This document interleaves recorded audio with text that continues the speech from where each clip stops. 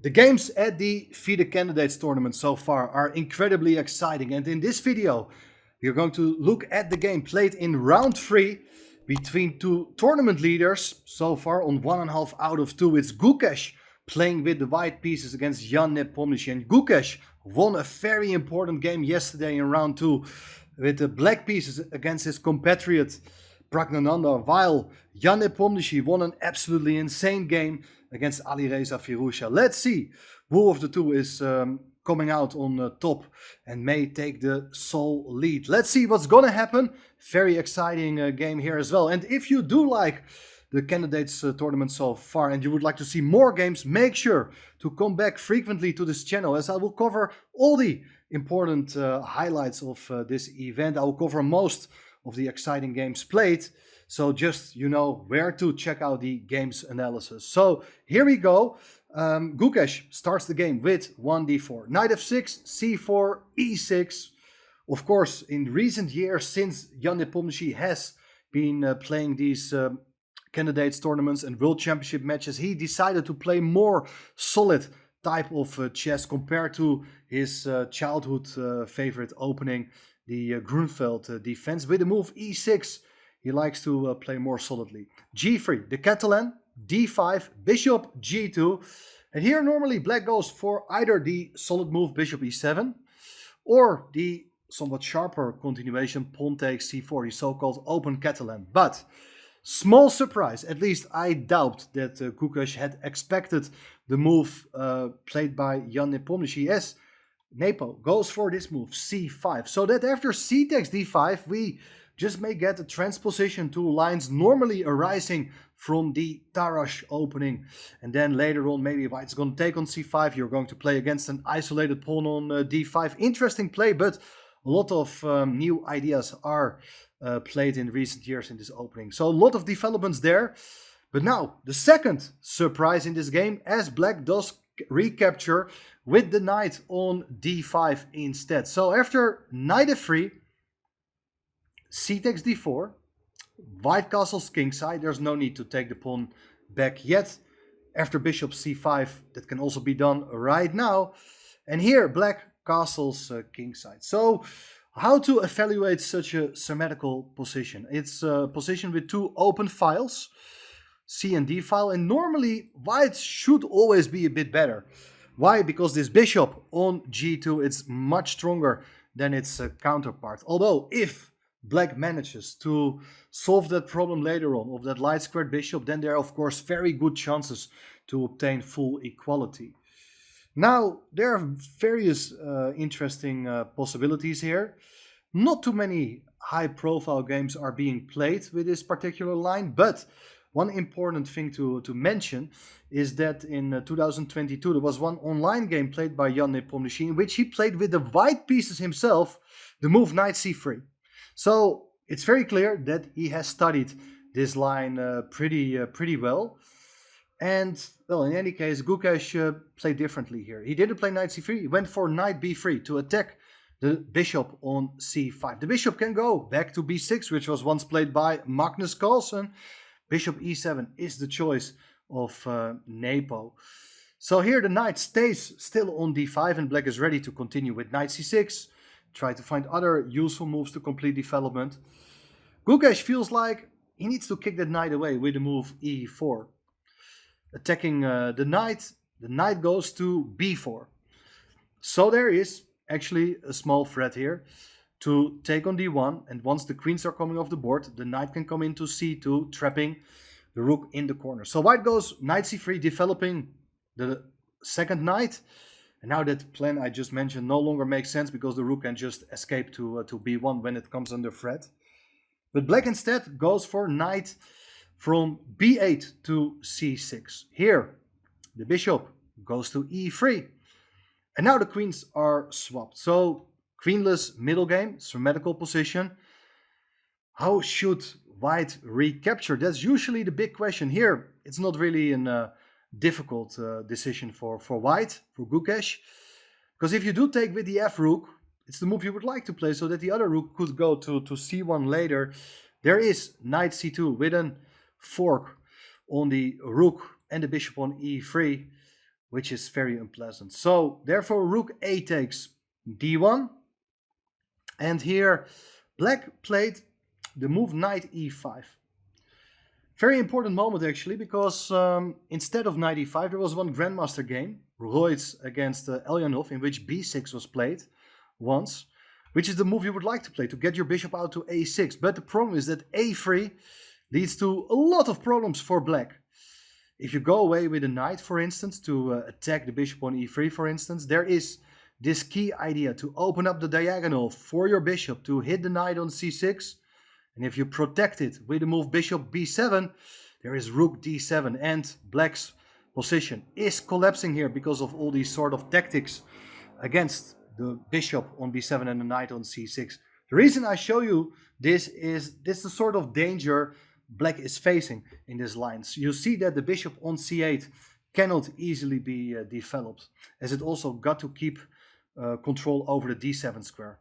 Anyway, knight e5 was played in the game. White goes for the move a3, hits the knight on b4. So knight goes back to c6. And now white plays very aggressively. With the move f4, kicks the knight away. Knight comes to c4. It's a double attack on the bishop and the pawn on b2. So the bishop goes back to c1. That's not a big problem because the rook is already on d1. And still black is struggling with that question how to develop that bishop from c8. b6 still not really a possibility because of e5, and the knight on c6 is in trouble. One idea could be perhaps to play a5. Who knows, maybe at some point you can play a4, trying to kick the knight away, and then the bishop can come to c5. It's a very aggressive way of playing, but Nepo has a different game strategy. He wants to equalize, so he plays more solidly with the move f6 to prevent white from carrying out that advance with e4, e5. Rook e1, very nice, subtle move. The idea is that the bishop wants to get back to f1 to tickle the knight on c4. And now I think black starts to play inaccurately here. If he plays something like a6 instead of the game's continuation, he is still in time to meet bishop f1 with the move b5. And the knight is well supported still, and well, still complicated position, but things are not looking too bad here. Maybe you can even consider moves like rook b8 and try to get in some counterplay on the queen side with a move like b4. I like that plan, so you don't even have to move your bishop from c8 to get your rooks into the game. But here, instead of playing a6, Nepo played rook b8 right away, but that can be met by the move bishop to f1, attacking the knight on c4, and now, very important, b5 runs into knight takes b5, and you're winning a pawn because after knight takes b5, rook takes b5, it's bishop takes c4, the rook is hanging and the bishop defends the knight on b3. So what should black do? Well, the knight then got to move somewhere, but not an easy decision to make. If you go back to b6, well, it's bishop e3, and white is pressing quite a lot here with its bishops. The knight may come in to b5 as well. I really don't like black's position here. So instead, the move knight d6 is played.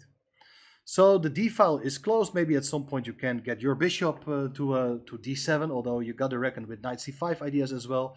Anyway, white played knight b5. Very good move to trade off black's best piece. Knight takes b5, bishop takes b5. And still, how to get that bishop from c8 into the game. Black played king f7, bringing the king closer to the center, supporting the pawn on e6 one more time. Looks as if black is still having everything pretty much under control, but the bishop comes in to e3, indirectly putting pressure against the pawn on a7, even though I'm not sure you're threatening to take on c6, because after b takes c6, you're opening up the b file. So black played a6, and as I said, if you do take on c6, then your knight on b3 and the pawn on b2 are in trouble. So white, having this pressure on black's position, doesn't want to trade off pieces, keeps the light squared bishop on the board with bishop e2, and still what to do with this bishop. Black played b5. trying to get some counterplay, but it does weaken the c5 square, which is a beautiful square for the knight, as it sort of dominates the bishop on c8, which cannot easily move. But black played here the move rook d8, initiating the exchange of rooks. Rooks are coming off the board. Black takes back with the bishop. And now rook to c1. So you see that with the move b5, black has gained some space on the queen side. But since the pawn is no longer on b7, now white has found a new target on c6. The knight on c6 is no longer defended. And you gotta watch out for some tactical ideas here. For instance, if you do play e5, white can already consider something like knight takes a6, followed by rook takes c6, and you're winning a pawn. So black instead played here the move bishop to b6. So here this tactical idea, by moving the knight away, runs into bishop takes e3, losing the bishop on e3, winning the rook on c1 as well. White therefore first plays king f2 to protect that bishop on e3, centralizing the king, very important for the upcoming endgame. So white is renewing the threat of either taking on a6 or e6. And we see that black can barely move its pieces. Decided here to take on c5, but after bishop takes c5, even though more pieces are coming off the board, I think white should be extremely satisfied with this exact position, because he has the bishop pair, more space, and pressure against the knight on c6. Now finally, having traded off the knight from c5, black can develop its bishop. Maybe the bishop can go to d7, to go to e8 perhaps later on, but instead bishop b7 was played, so that keeps an eye on the pawn on e4. Now the king comes to e3, nice centralization, not only protecting the pawn but also controlling all these key squares on the d file, so black will never be able to make use of that. Here rook d8 was played, and I think we are arriving now at the critical moment of the game, because white's advantage is beyond any doubt. It's very clear. I mean, you're not risking anything, but how much is this advantage? I can imagine that a lot of people would think, okay, white's a bit better, let's shake hands, and then it's okay. We go to the bar, have a drink, have a chat. But I believe this is a very big chance for white to play for a win. But what should he do here? Well, I believe that you should try to put pressure on these pawns, and you can do that with this move a4, challenging the pawn on b5. It was not played in the game by Gukesh, but for instance, if you got to do something. White is threatening to take twice on b5 and win the pawn. If you take on a4, then the idea is to play rook c4 and attack the pawn on a4. You're going to regain the pawn, and after that, you have created a new weakness on a6, which can be targeted by both the rook and the bishop. And I think the position is extremely unpleasant for black, but it was not played. Instead, they followed the move bishop b6 first, which is also very interesting. It does hit the rook on d8, and the rook wants to retain control over the open file. Even though it's unable to infiltrate anywhere, it does make sense to keep the rook there. And now again, another big moment, and I think Gukesh makes a very instructive positional mistake. He played here the move rook d1, and after that the rooks are coming off the board, and I think that significantly reduces white's winning chances. White should keep rooks on the board. I will show you why. For instance, if we follow the same plan here with this move a4, and you're going to take now on a4, the same plan with rook c4 is not too great, because it will be met by this move knight to e7. Now the big difference is that since this rook is on d7, you're not able to infiltrate on the 7th rank. And if you do take the pawn on a4, black has the move f5.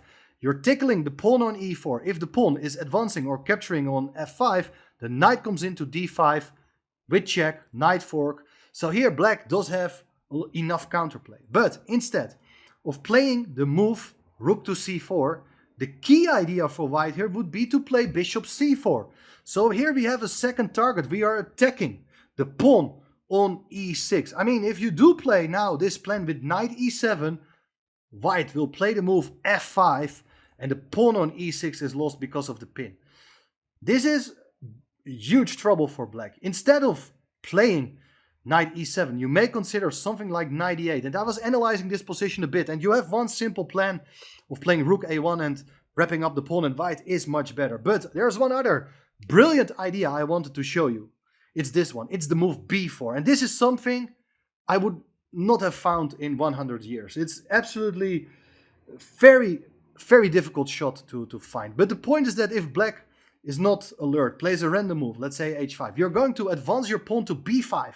This is something I would not have thought about at all. But you want to get rid of this pawn on a6. Some of the lines it's a weakness. You want to attack it with your bishop and your rook. But here the point is that if you do take on b5, here's bishop takes b5, and the rook is in trouble. If it goes to e7, then the bishop takes the knight. If the rook goes to d6, well, there is, for instance, just bishop takes d8, rook takes d8, and rook c7, and you're winning the bishop on b7. So there are a lot of hidden tactical resources in this position. Now let's go back to one of these lines. It's still not the game's continuation, but of course black can also consider capturing en passant, for instance, after the move b4. If you do take back with the bishop, then you still have this idea to play bishop a4. And this rook is in trouble. It doesn't have good squares to go to. And for instance, if you go knight c6, then it's bishop to a4. And this pin is so unpleasant. If you protect with rook d6, well then probably something like bishop to c7. And step by step you're getting into more problems as black. Because if the rook goes away, the knight will be hanging. If you do play rook d7, there is bishop takes c6. If you take back with the bishop, it's rook takes c6. White is a piece up. If you take the other bishop, now it looks as if maybe black is winning the game because of the pin. But there is bishop e8 with a discovered check. You're winning the rook on c7. That's why the rooks need to stay on the board. Missed opportunity for Gukesh. He went for rook d1, and now all these tactics are no longer there. Black is having a relatively simple task here to set up a fortress. He played here the move g6 to prevent f5 ideas. Bishop c5 was played, and now h5. I like this idea because if white ever intends to expand on the king side, black is just going to exchange pawns. Now, final try here is something like a4, in my opinion, trying to put pressure. Maybe after taking you would like to put a bishop on e2, but instead Gukesh played here b3. His idea is that after bishop c8 he played the move a4, and he's hoping black is going to take. But then the pawn on a6 is like a long-term weakness, and white will try to put pressure, try to find a way to walk in with the king. Things are still very unpleasant, but instead of taking, black played here the move e5. That's the idea of placing the bishop on c8. The bishop is heading for the e6 square. Very good technique by Nepo. ab5, ab5. If you do play bishop e2 now, here we see the drawback. With the pawn on b3, there is knight a5. And if you do take on b5, knight takes b3, it's a dead draw. And well, if you play b4, then just knight c4 can be played, and black is absolutely okay here. So instead of bishop e2, white play the move f5. Still tricky idea. You should not be tempted to take on f5 because of bishop takes h5, and you do create this imbalance in the structure with an outside passed h-pawn. All of a sudden, white does have great winning chances here with ideas that the bishop may get behind. Anyway, we should not get there. Nepo played a much more solid move. King g7, pawn takes g6 played. You can of course take back with the king. That's absolutely all right. But I like this move, bishop g4. Nice technical idea. So that if you do swap the bishops, then all of a sudden white has to watch out here. This endgame is pretty bad. Black is going to take here and then play f5. And this h-pawn is absolutely neutralized. Can never advance because of g takes h3. And this bishop on c5 doesn't have any target. So white keeps bishops on the board still. The pawn can be taken, but black played the move bishop to e6. So keeping an eye on this pawn on b3, the bishop from c2 can't move away. White played the move king to d2. And now after black played b4, bishop d1. Now pawn is under threat, black captured on g6. And here the bishop pair isn't really worth anything. And on move 40, the players agree to a draw. I mean, it's not like a draw by force here, but white is simply unable to make any progress. Because of that, weakness on b3, bishops are not very impressive here at all. So the game ended in a draw. Both players are still in the shared lead with 2 out of 3, together with Fabiano Caruana, who also drew his game.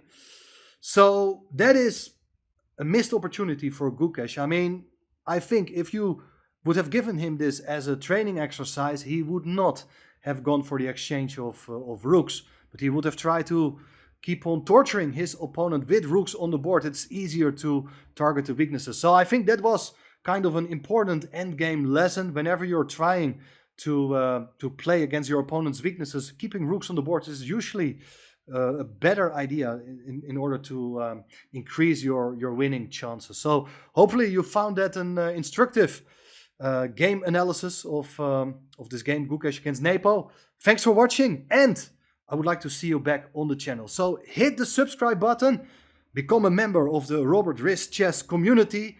I appreciate all the support, and I promise to cover all the rounds of this FIDE Candidates event, and of course many more exciting events which are taking place later in the year. Anyway, I will see you tomorrow again for the next round, round 4. Bye bye.